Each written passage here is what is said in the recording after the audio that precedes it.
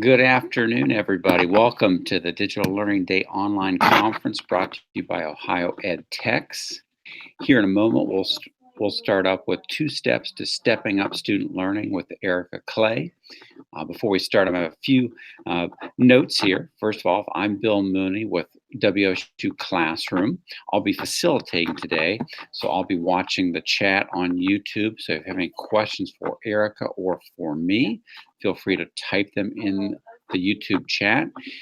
Again, you have to be logged in to Google to see that YouTube chat. So make sure you're logged in, ask questions there if you want. Also, if you're watching, we'd love to hear from you. So in that chat, feel free to put your school or your name, who's watching with you, all that kind of information kind of lets us know who's out there and who's watching. So that'd be great if you could do that. There will be, if you have any issues today, we do have a help desk with an email and a phone number at ohioedtechs.org. So if you're having issues with that, we do also have certificates of attendance when you watch this session. So during this session, Erica will give out a code, and you'll need to put that code in to a form for a certificate of attendance. And that form can be found again on the Ohio Ed Techs Digital Learning Day page. So again, you'll see a link for get a certificate of attendance. And again, Erica will give that out some point during this presentation. So we'll kind of get started here. Again, this is Erica, who works for InfoHyo, and she's going to talk about, again, her presentation. I had to grab that again for 2 steps to stepping up student learning. I've seen Erica before with InfoHyo. She does a great job with webinars. I've seen many of your webinars in InfoHyo. So, Erica, are you ready to get going? I'm ready. Okay, perfect. Thanks. Sure. All right. So, as he said, we're going to talk about 2 steps to stepping up student learning, and I am going to go ahead and switch over here so that you can see the slides that I've got. So let me do a quick screen share. All right. So 2 steps to stepping up student learning. As he said, my name is Erica Clay. I'm an InfoHyo instructional team specialist, and some folks may not know exactly what InfoHyo does. InfoHyo evaluates, curates, and purchases thousands of items of high quality digital content so that all Ohio's pre-K through 12 students, their parents, and teachers can have access, free access to these high-quality digital texts, videos, primary source documents, and more. And why do we do this? We do it because we believe that we can transform student learning, and that transforming student learning is the key to future success for our students, for our state, and as one of my colleagues likes to say, for the whole world. So there are lots of digital instructional materials available for free online, but do you really have the time that it takes to slog through all the results that you get from a search engine to find the teaching materials that are high quality and aligned to Ohio's learning standards? With InfoHyo, finding high quality digital instructional materials that you can use to improve student learning is an easy 2-step process. And the first step in that process is to begin with InfoHyo's Educator tools. Educator tools includes best practices, articles, websites, lesson plans, and other support materials for educators. So let's go ahead and take a look. You'll want to go to the InfoHyo website, and that's www.infohyo.org. If you're at school, you probably won't even need to log in. If you are at home, you can click the login button to enter your InfoHyo username and password. And if you don't know your InfoHyo username and password, there is a Get Password button there that can help you out. But as long as you're in the state of Ohio, you may not need to log in at all. InfoHyo is now using geo-authentication to get folks logged into our website. It's still a good idea to go ahead and log in if you know your InfoHyo username and password, though, and we'll talk a little bit more about that in a minute. Now, InfoHyo doesn't only provide digital content to Ohio's students and educators. We've also built web tools that can help you put that content into context. So at the bottom of most of the InfoHyo web pages, you will find a menu of quick links, and those tools are included in that menu. So the one that you'll want to look for is Educator Tools. In Educator Tools, you can use the buttons that you see there, the limiters that appear over on the left, or you can type terms into the search box to get your results. And the image that you saw earlier with those 2 steps to improving student learning, that's actually a flyer that you can download from Educator Tools. You can get that flyer if you type "improve student learning" in the search box. And then you'll find a copy of the 2 steps on a flyer. Okay, so let's imagine I want to work on informational text with my students. In this case, I've searched for informational text, and I had quite a few results, so I went ahead and limited my results. I chose kindergarten there. And as I'm looking at my results, I think that the reading informational texts using the 3-2-1 strategy sounds really interesting. So I'm going to go ahead and click that link. And that takes me to a Read, Write, Think lesson plan. There are some really great lessons on Read, Write, Think that InfoHyo has pulled into Educator Tools. So for this lesson, students begin by reading an article or some other piece of informational text together as a group. And then the students will write 3 things that they discovered by reading that text. They'll follow that up by writing 2 interesting things that they found in that text. And then last, students will think of 1 question that they have about that topic.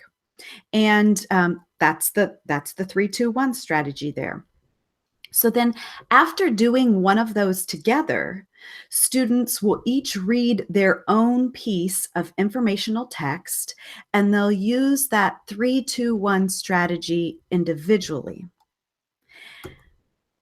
So I like this lesson plan a lot, but check out the prep work that's involved with this.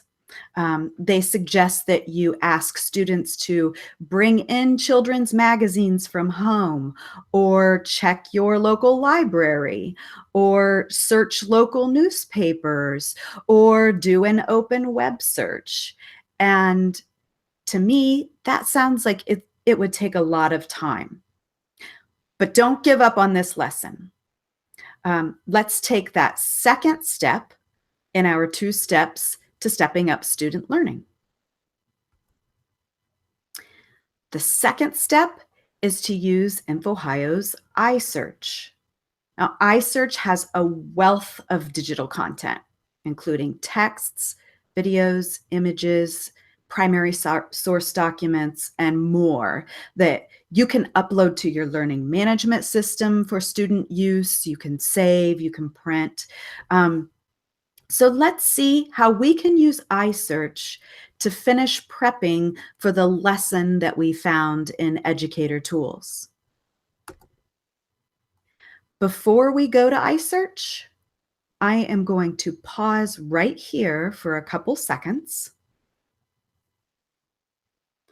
And if there were any questions, I'm kind of monitoring that as I'm going along too. I'm not seeing anything, but feel free to jump in if you've got anything. No Okay. questions right now. All right.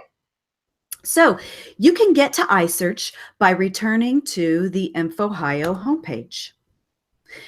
iSearch is a search engine that lets students search their school library along with nearly all the high quality digital content from InfoHyo's electronic resources from a single search box. And the information sources in iSearch have been curated by information professionals, and this is considered premium content. Very little of the iSearch content that you'll find is freely available on the open web. However, InfoHyo has purchased these resources for Ohio's pre-K through 12 students and teachers to use at no additional cost to Ohio schools. So iSearch is a really powerful search tool. So we're going to take a look at how this works. You want to make sure that you are logged in with your InfoHyo username and password. And again, if you're at school, you probably don't need to even do that. If you're at home, you might want to check and make sure that you are logged in as your school so that you can access your school's version of iSearch. All right, then you just type your search terms in the iSearch search box and you click the search button. The lesson plan recommended an article on polar bears as the group text.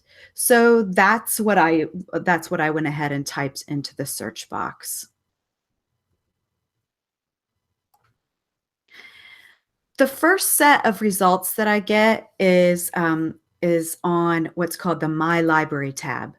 And the My Library tab includes the contents of your school library, along with the videos from the InfoHyo Digital Video Collection and ebooks from the InfoHyo ebook collection. So with iSearch, your students can access the print materials in your school library, along with the digital ebooks and videos available from InfoHyo on that My Library tab. And I think this is a great place for teachers to look for informational text. Check and see what you've got in your school library. You can see that I have logged in here as Lincoln View Local Schools, so it's pulling up results from their school library there. You can use the format filters or those limiters that appear over on the left-hand side to select print materials or electronic materials. Now, those tabs at the top will help you as the teacher find the exact right kinds of resources for your students. The Basic Sources tab returns search results from databases with newspapers and magazine articles that tend to be at a lower Lexile reading level. And so those results will be most appropriate for elementary students, middle school students. And then the Advanced Sources tab returns search results from databases with newspapers, magazines, and scholarly journals that tend to be at a higher Lexile reading level. So those results usually work better for students in high school or students taking College Credit Plus coursework. The same kind of thing applies to the encyclopedia tabs, by the way, and we'll touch on that more in a minute. So here I am on the Basic Sources tab, and you can use the View Download button to get to the full text of any item that comes up in the results. And I just want to point out under those limiters, look at what comes up under that publication limiter on the left. The basic sources tab includes results from Cobblestone, Time for Kids, Jack and Jill, the Scholastic magazines, Ranger Rick, and lots more. So I am going to look at the article from National Geographic Kids called Undercover Polar Bears. You see that first in the list. And I want to also look at the article from Scholastic News, Spying on Polar Bears. To get to either one of those, all I have to do is click the View Download button. And now I am on a page that gives us a little bit more information and a lot of tools for working with that article. So you can find those tools over on the right-hand side, and those will let you upload the resource to Google Classroom. You could save it to your Google Drive. You could print, and there are also citation helpers there. And if you look over on the left side, you'll see that there are different formats that you can use to access this article. And if I want my students to have a true, authentic text kind of reading experience, I would want to go ahead and select the PDF full text. So that's what I did. And in this case, I get the text just as it appeared in the original print publication. So with nice images that go with it. So I could print this out, or I could save it to my learning management system, and students can see it exactly as it appeared in print. Now here I am looking at that other article. For this one, I chose the HTML full text. And what I like about this format is that it lets me do a listen, a listen aloud to the article being read. So that is a really great feature for reluctant readers. All right, so now let's go ahead and take a look at those basic encyclopedias tabs. Again, to get to the full text of the article, I'm going to click on the View Download button. So here I am on the Basic Encyclopedias tab, and you see that I am going to select View Download for that article called Polar Bear.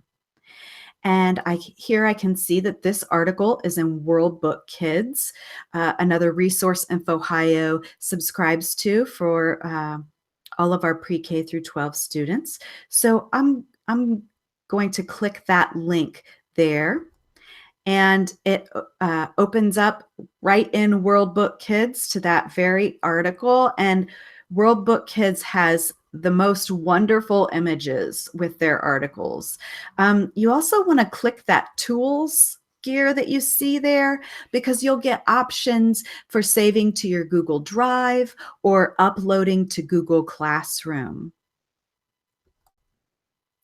And not only do I have some high quality informational text that I can use with my students, I've got great pictures and even video to go along with it. So I don't need to have students bring in magazines or try to cut out articles from local newspapers. I can find all the informational text that I need for my students to complete this 3-2-1 strategy in iSearch.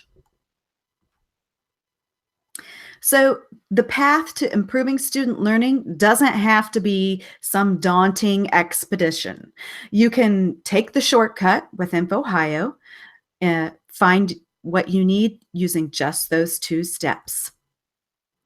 And if you want to learn more strategies for using InfoHyo resources in your classroom, you'll want to explore InfoHyo's professional learning opportunities, or visit our Teach with InfoHyo blog. And you can even find a blog post on this very topic. If you have questions about InfoHyo resources, you are always welcome to go to support.infohyo.org, and we will be happy to help you out. Thank you, All Erica. right. I really appreciate you taking us to iSearch. It's a wonderful tool, and I can remember before it came out, and then after it came out, it was like a life changer, like sliced bread. And I appreciate you taking us to a specific example of polar bears and walking through that example. And that'll be a good archive for a lot of people to think about iSearch and watch that again. So I appreciate your time. Thanks so Great. much. Thank you. Good job.